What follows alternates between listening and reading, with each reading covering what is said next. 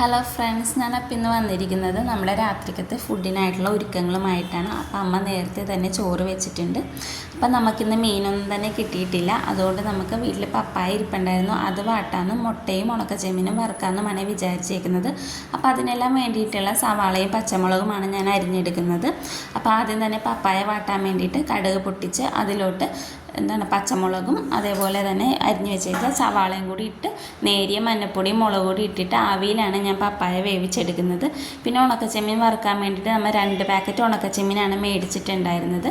അതിൻ്റെ തലയും വാലും കളഞ്ഞ് നന്നായിട്ട് ഞാൻ വൃത്തിയാക്കി എടുത്തതിന് ശേഷം ഞാൻ വെളിച്ചെണ്ണയിലാണ് കേട്ടോ ചെമ്മീൻ വറുത്തെടുക്കാറ്. അങ്ങനെ വെളിച്ചെണ്ണ ഒഴിച്ച് അതിലോട്ട് ചെമ്മീൻ ഇട്ടതിന് ശേഷം നേരിയ ഒരു ഉപ്പ് പൊടിയും കൂടി തൂകിയാണ് ഞാൻ വറുത്തെടുത്തത്.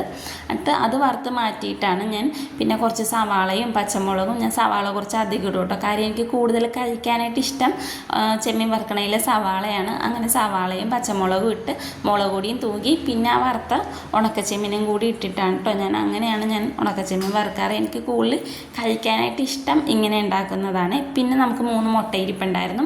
അപ്പോൾ അതും കൂടി വറുക്കാമെന്ന് വെച്ചതിന് ശേഷം 3 മുട്ടയും പൊട്ടിച്ചിട്ട് നേരത്തെ അരിഞ്ഞ് വെച്ച സവാളയും പച്ചമുളകും ഇട്ട് ഇത്തിരിക്കോളം ഉപ്പും മഞ്ഞപ്പൊടിയുമാണ് നമ്മൾ മുട്ട വെട്ടാനായിട്ട് ഉപയോഗിക്കുന്നത്. എന്നിട്ട് അതും വറുത്തെടുത്തു.